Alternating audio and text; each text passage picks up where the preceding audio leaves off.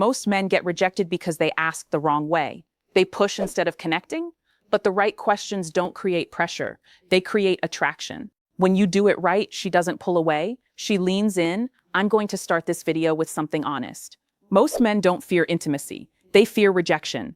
They fear that moment when they make a move and the woman pulls back, turns cold, or says something that instantly kills the vibe. But what if I told you something? There is a way to approach intimacy without sounding desperate, without creating pressure, and without turning the moment into an uncomfortable negotiation.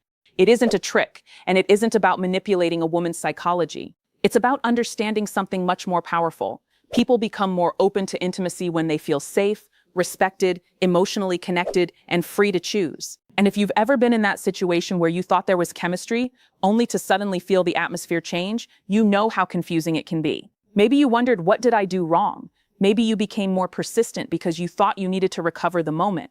But sometimes the opposite is what creates connection. Slowing down, listening, and allowing the other person to show you what she actually wants. If you've ever experienced that uncertainty, tell me in the comments, have you ever mistaken nervousness or hesitation for a lack of attraction or attraction for consent? Your experience could help someone else watching this video understand these moments differently.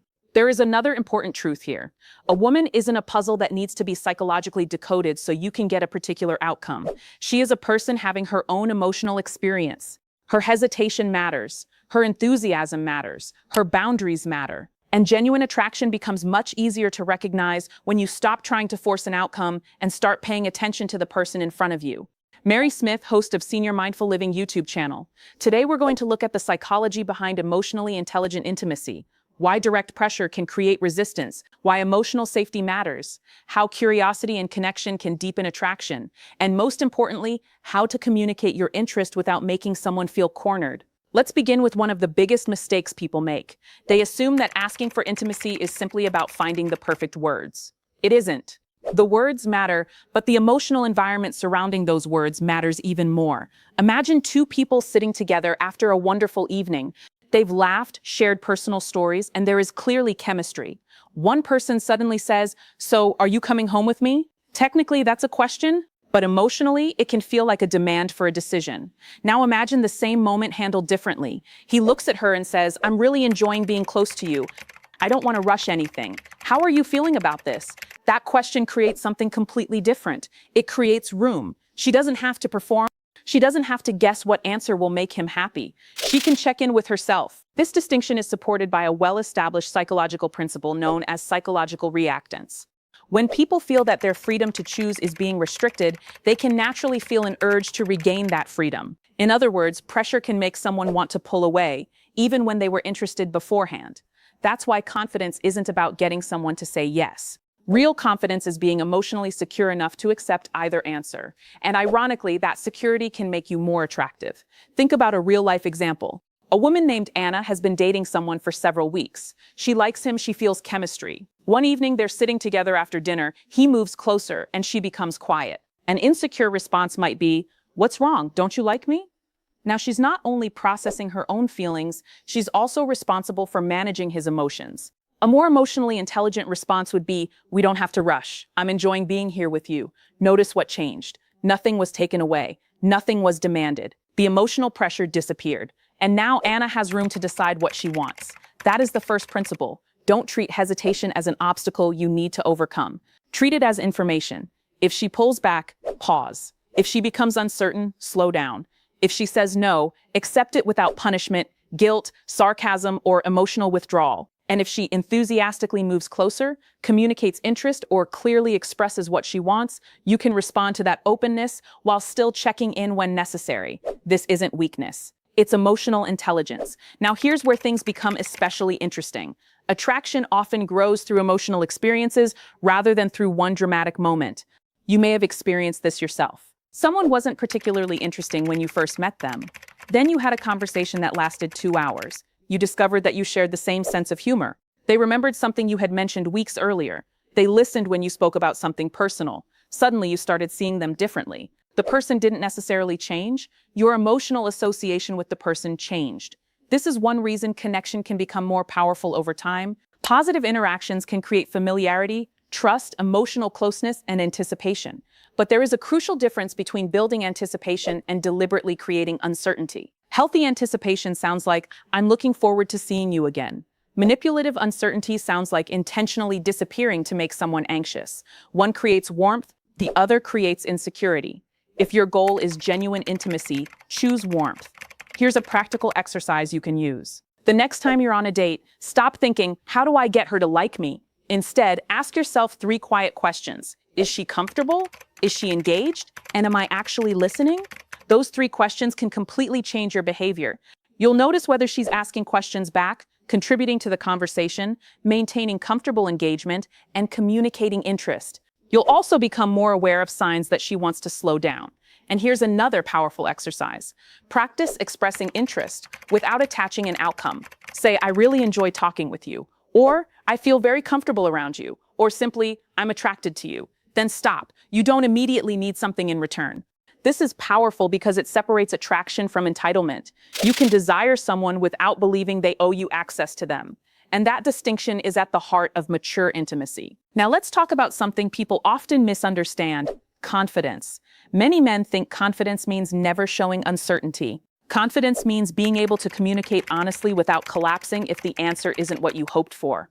For example, imagine saying, I'm attracted to you and I'd like to get closer, but I want you to feel comfortable too. That's not needy. That's clarity. And if she says, I don't think I'm ready, your response can simply be, that's completely okay.